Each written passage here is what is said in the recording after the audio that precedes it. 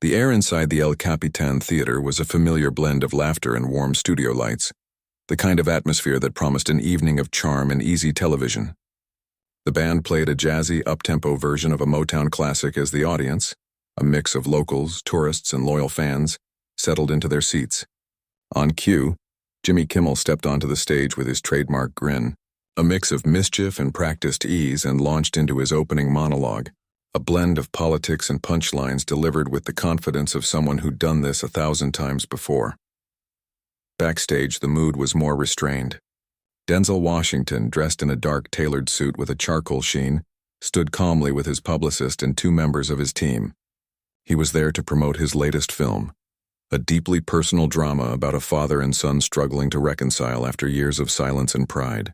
The movie had already sparked quiet Oscar buzz and glowing praise from critics who called it a masterclass in emotional honesty.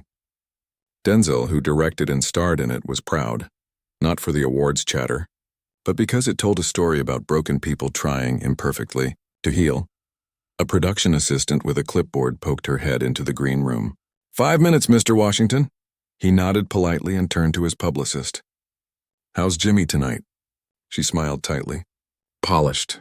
A little punchy." Denzel raised an eyebrow. "Punchy?" Before she could answer, a young camera operator chimed in, coffee in hand. "He's got some zingers lined up for you. Boss said he wants to shake things up a bit tonight, loosen the tie." Denzel didn't frown, but something shifted behind his eyes, a quiet recalibration. He took a measured sip of water, nodded slowly, and said nothing. From the wings, the applause sign blinked on. The band kicked up again and Jimmy's voice filled the theater.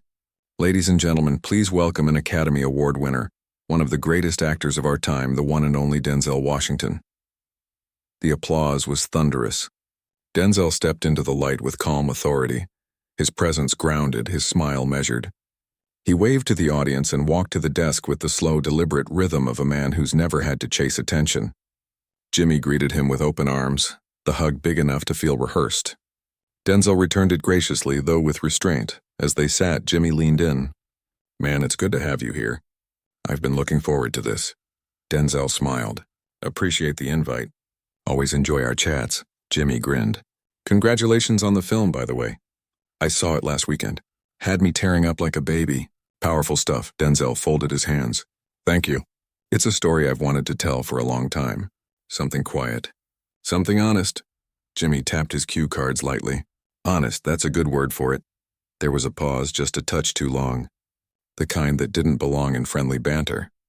The audience didn't notice, but backstage, Denzel's publicist shifted uneasily. She knew that tone. The kind that wasn't a compliment, but a setup. Jimmy eased into a warm story about his own father, drawing laughter from the crowd, but Denzel, always composed, caught the undercurrent. The rhythm of the conversation was off. Subtle, but off. It wasn't the questions, at least not yet. It was the grin that lingered a beat too long after a joke, the unnecessary shuffle of cue cards, the faint signal that Jimmy wasn't just after laughs tonight. He was hunting something bigger. And Denzel, who'd come to talk about art, redemption, and the weight of fatherhood, straightened slightly in his chair. He knew now this conversation might not stay about movies for long. The interview began as usual. Laughter, rhythm, comfort. Jimmy leaned back, tossing out jokes with effortless timing. He teased Denzel about his discipline, his no-nonsense reputation on set, the myth that he never smiles between takes. Denzel played along, smiling politely, even chuckling when Jimmy mimed his serious director face. Furrowed brow, arms crossed, dead silent behind the monitor. Jimmy turned to the audience with a grin. "You know, I watched this film and thought, man, if I'd had a dad like that growing up, maybe I wouldn't have spent all of high school trying to impress my therapist." The audience laughed. Denzel smiled again, just slightly, the kind of controlled warmth that left it unclear whether he was truly amused or simply being gracious. But Jimmy didn't stop there. "It's a powerful performance," he continued, tapping the desk. "This father figure, this moral center of the story, he's flawed, sure, but you believe he's trying. He's got that grounded wisdom, the kind you hope still exists in the world, and coming from you, it feels authentic." Something in that last word lingered in the air a moment too long. Denzel caught it. His posture stayed the same, but the calm in his eyes cooled, just a touch. Jimmy pressed on. this time without the easy grin. Here's a man in the film who stands by his values even when it's hard. He tries to guide his son without forcing him, tries to show, not tell. Denzel nodded once. That was the point. To show a man who isn't perfect but is trying to love better, trying to break a cycle without losing himself in the process. Right, Jimmy said, pretending to flip through his cards before glancing up again. And speaking of values, I heard you were asked a while back to speak out in support of reproductive rights legislation, and you passed. Said it wasn't your place.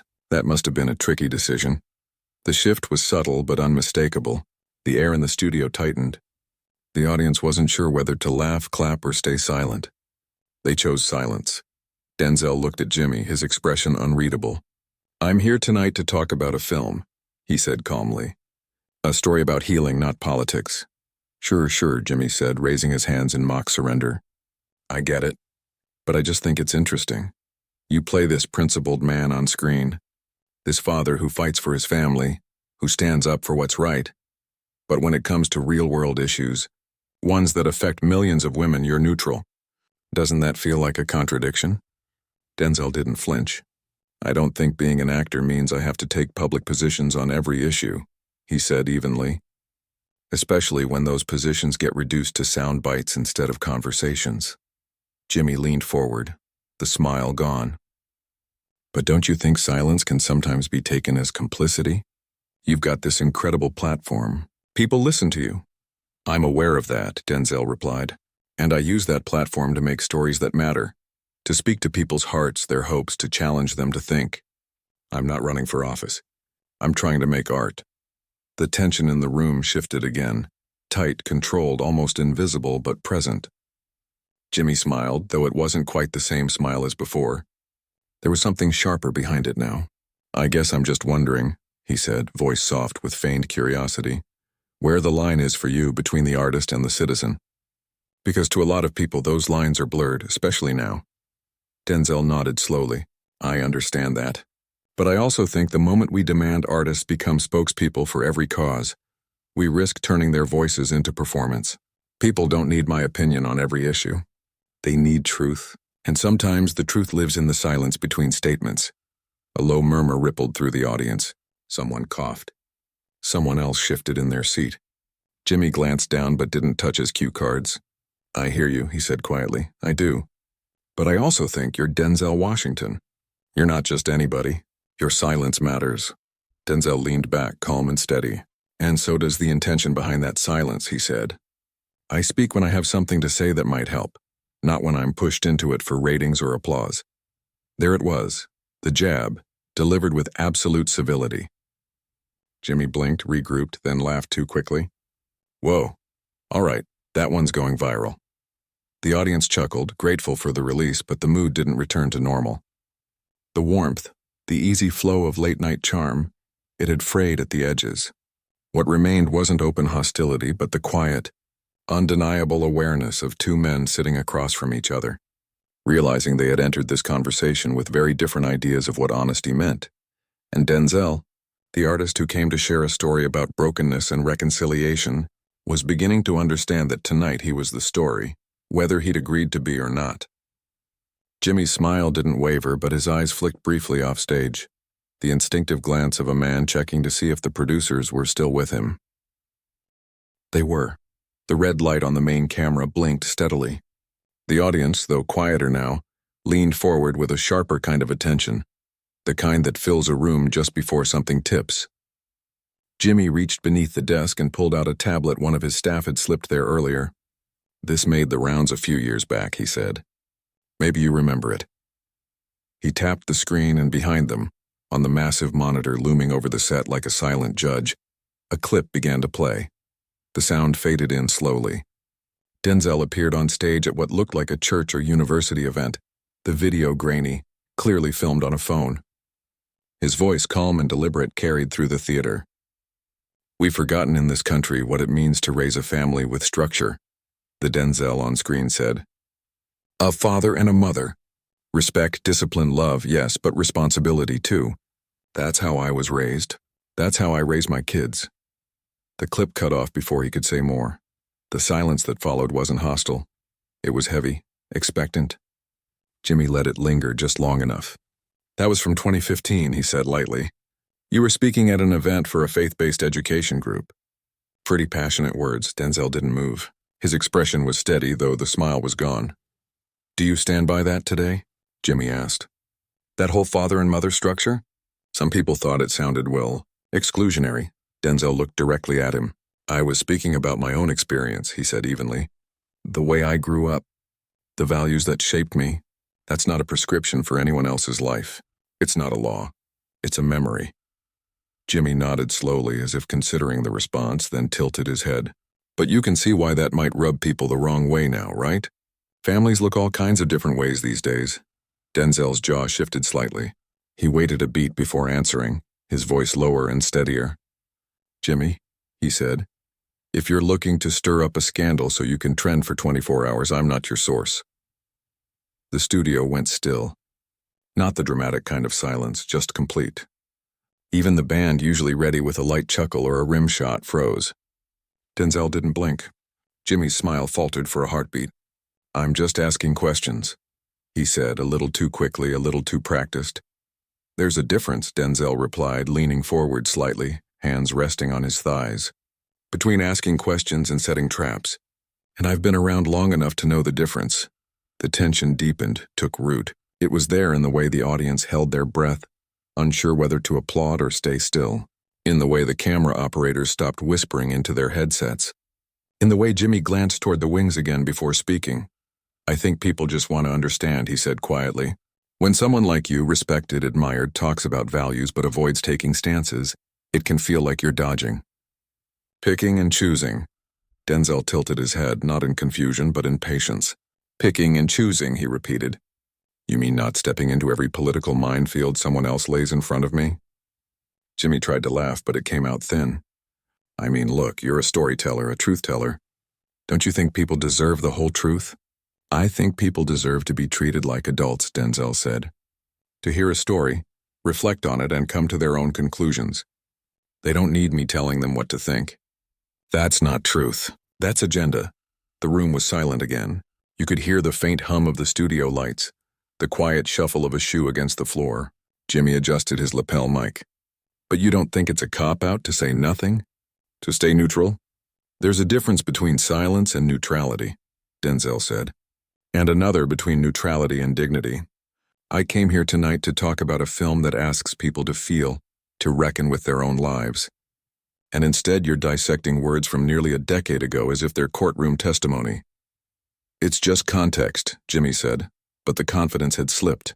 The rhythm was gone. No, Denzel said quietly. It's theater. You're staging conflict for applause. I'm not interested in that. Jimmy's lips parted, but no words came. I've spent 40 years building a career that speaks through craft, Denzel continued. Not through sound bites. Not through outrage cycles. If people want to understand my heart, it's in my work. He paused, eyes locked on Jimmy. Not angry, just resolute. And if that's not enough for your show, then maybe I'm in the wrong chair. The words didn't echo. They didn't have to. They settled into the room like gravity, quiet, undeniable, final. From somewhere in the crowd, a single person began to clap. Then another joined in, slow and unsure, a rhythm caught between hesitation and respect. It wasn't a standing ovation, not yet, but it wasn't silence either. Jimmy glanced off stage again, this time less discreetly. Someone behind the camera mouthed something to him, and he gave a tiny nod in return. Well, he said, voice almost casual but not quite landing. Let's take a quick break. We'll be right back. The band played them out, but it didn't sound like music anymore. It sounded like noise, filler to mask the sudden emptiness in the room, the quiet recognition that for a moment no one knew what to say. When the cameras came back from the break, everything appeared the same. The light still poured golden warmth across the stage. The band resumed its cheerful rhythm, their faces carefully blank. The studio audience clapped as prompted. Though the sound was thinner now, the natural excitement drained out of it. And yet something had changed. The stage was still a set, the desk still a prop, but the air carried a new heaviness. The script had been left behind. Whatever was happening next wasn't entertainment anymore, it was something real. Jimmy sat forward, elbows on the desk, a forced smile straining his face. Denzel remained perfectly still, composed but more so than before, like a man who knew he was no longer being interviewed, but tested. The laughter had vanished, replaced by a quiet tension that hummed beneath every breath. "So," Jimmy said finally, his voice steady but careful, "I want to come back to something you said before the break, about agenda versus truth." Denzel nodded once. "Sure." "Here's the thing," Jimmy continued, his tone sharpening just slightly. "You say you make art, not politics. But this film of yours, it's political. Maybe not on the surface, but at its core it's about justice, about healing generational trauma. That's social commentary. People connect with it because they want to believe redemption like that is possible. But don't you think that message would land stronger if it came from someone willing to take a real stand? Not just on screen, but out here in the world?" Denzel didn't flinch. If anything, he looked like he'd been waiting for this moment. He leaned forward, his gaze steady. "You want me to fit your expectations," he said evenly, "to perform the version of a principled man that makes sense to you. But here's the truth, Jimmy. Faith, conviction, integrity. Those don't need spotlights. They don't need hashtags or applause to be real." Jimmy shook his head, the practiced charm fading. "But they need action, don't they? You can't play a man fighting for justice and then stay silent when people are out there fighting for it. You want people to believe in your film, but you won't stand beside them in real life. That's a disconnect." The audience stirred. No gasps, just a low collective tension. Everyone felt it. This wasn't banter anymore. It was confrontation. Denzel's tone stayed calm. "You think standing beside someone means posting a statement on Twitter? I think it means living with integrity every day, being faithful to your family, treating people with respect, hiring responsibly, mentoring young artists, giving chances to those who never had them. That's how I take a stand." Jimmy leaned closer. "And what about when it really matters? When laws are being passed that affect people's lives? You're a public figure. You can't pretend your silence doesn't have consequences." "I'm not pretending anything," Denzel replied, voice steady but firm. "You are. You're performing outrage because it looks good, because it sells morality for ratings. But let's be clear, my values aren't here to be judged for your audience." The room was completely still now. No laughter, no fidgeting, just the soft hum of cameras and breath. Jimmy's jaw tightened. "So you won't speak on any of it? Not women's rights, not racial justice, not LGBTQ issues? You're just above it all?" "No," Denzel said quietly. "I'm not above anything. But I won't be reduced to a mouthpiece either. I'm not a politician. I'm not a preacher. I'm a man who believes in doing the work with intention and care. I won't let you cheapen that because you want a viral clip." Jimmy didn't retreat. His voice rose, not angry but sharpened by self-righteousness. "But isn't silence its own message? Isn't it privilege to say nothing while others are fighting to be seen?" Denzel exhaled slowly, the only sign of frustration. "You don't know what I do when the cameras aren't rolling. You don't know who I mentor, who I feed, who I protect. You only know what makes it to your timeline." He turned toward the audience, then back to Jimmy. "You want to talk about messages?" he said, his voice clear and resonant. "Here's a message for you." He looked directly into the camera. "If this," he said, gesturing around him, "this ambush, this performance of accountability, if this is how Hollywood treats the people who've spent decades telling meaningful stories, then that's not progress. That's not courage. That's a shame." The words hit the air and stayed there, heavy and still. No one moved. Jimmy blinked, caught off guard, not just by what was said but by how undeniably true it sounded. He was supposed to have the upper hand. The desk, the format, the crowd. But in that moment, everyone could see who truly held the room. "Look," Jimmy began, trying to recalibrate. "I'm not trying to shame you. I just think people deserve to know who they're supporting." "They already know," Denzel replied calmly. "They know through my work, through my life, not through forced declarations under studio lights." Jimmy leaned back, searching for footing. "But don't you see how it looks? You make a movie about redemption but won't speak out on the real things people need redemption from." Denzel didn't hesitate. "Redemption doesn't come from press statements," he said. "It comes from reflection, from change, from action that doesn't ask to be seen. You're looking for headlines. I'm looking for healing." There was nothing more to add. Not from Jimmy, not from the band, not from the audience. They weren't watching an interview anymore. They were witnessing something else. Two men, both with platforms and power, but only one with the kind of quiet confidence that doesn't need to raise its voice to command attention. Somewhere in the control room, a producer stared at the monitor and realized they weren't filming a talk show anymore. They were broadcasting a reckoning. Jimmy's voice stayed steady, but the tone shifted. Clinical, deliberate, no longer conversational. He leaned forward again, elbows on the desk, eyes narrowing slightly. "So let me ask you this," he said, careful but pointed. "Do you believe that silence in the face of injustice is complicity? Because that's what a lot of people feel, that saying nothing is a choice, and it's one that hurts." Denzel didn't answer right away. He sat still, his hands resting loosely in his lap, posture straight but not rigid. The studio went silent, thick with anticipation. The audience didn't know if they should clap, gasp, or just breathe quietly and wait. Then Denzel slowly turned his head and looked directly at Jimmy. Not angry, not defensive, just steady and final. "You keep coming back to this idea," he said softly. "That silence is weakness, that not giving you a quote means I lack courage. But maybe, Jimmy, it's the opposite. Maybe the real cowardice is needing constant applause to feel righteous." Jimmy blinked, gripping his cue cards tighter. Denzel's voice rose just enough to carry, but it stayed calm and precise. "Words matter, yes, but only when they come from truth, not when they're dragged out under pressure, not when they're used like weapons or bait."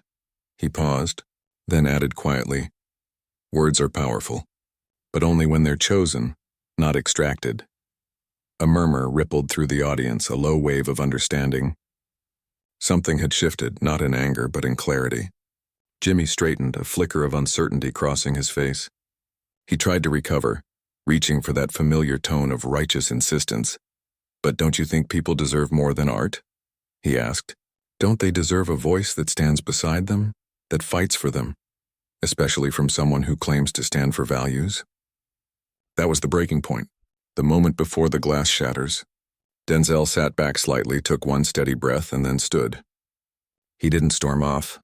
He didn't flare with anger. He stood with the composure of a man who knew exactly who he was, who no longer needed to defend it. He adjusted his jacket, buttoning it with quiet precision. The click of the button echoed louder than anything Jimmy had said.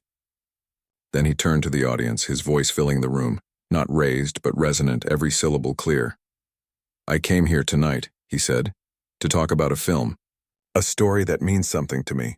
Something I hoped would mean something to others. A story about healing, about forgiveness, about men learning to love better." He paused, eyes sweeping the crowd. Not accusing, just honest.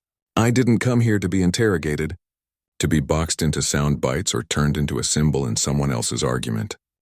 Then he turned back to Jimmy, who sat unusually still behind his desk. "You wanted a moment, Jimmy. Something to go viral, something that would get clipped, posted, and passed around like a trophy." Denzel's voice softened, almost intimate. "But let me leave you with this instead." He looked toward the camera, no longer addressing the man across from him, but the millions watching at home, the ones who would replay this moment endlessly. "Words are necessary," he said, "but not when they're forced, not when they're manipulated for spectacle. The truth doesn't need a spotlight. It needs a soul." A pause stretched across the theater, long enough for everyone to feel it. Then, almost gently, he added, "And sometimes the most honest thing you can say is nothing at all." He turned to leave, then paused again, glancing back at the audience. "I came here to share art," he said, "not to be dissected, not to be turned into content." He looked once more toward Jimmy. "I hope you find what you're really looking for." And with that, he walked off stage. Not in anger, not in drama, but in quiet, unshakable dignity. No one clapped. Not because they didn't want to, but because they weren't sure it would be right. It wasn't an exit. It was a statement, a refusal to let humanity be reduced to a headline. Jimmy stayed frozen, hands resting on the desk, mouth slightly open, searching for a line that wouldn't come. The teleprompter was blank. In the control booth, producers hesitated, cut to commercial or keep rolling. Someone whispered, "Jesus." No one laughed. Backstage, Denzel walked calmly toward the exit. His team followed silently. No one checked their phones. No one scrambled to spin it. There was nothing to spin. The moment had already spoken for itself. By the time the East Coast broadcast ended, the internet was on fire. Within minutes, hashtags began to flood in. Denzel walks out, Kimmel ambush, talk show meltdown. At first the clips were short, 30-second snippets of Denzel standing, shaky phone footage capturing the stunned silence after his last words. Then came longer versions, the full exchange. Reaction videos, TikToks breaking it down moment by moment, voiceovers with bold captions, tweets calling it everything from a masterclass in restraint to a catastrophic misstep by Kimmel. Celebrities began to weigh in within the hour. Actors, directors, musicians, icons, and character actors alike. Some offered quiet support, retweeting the clip with a heart or prayer emoji. Others were more direct. Denzel Washington is a class act. He didn't storm out. He walked away with dignity. That matters. Another post read, "Late night used to be about insight through humor, not cornering guests with gotcha theatrics."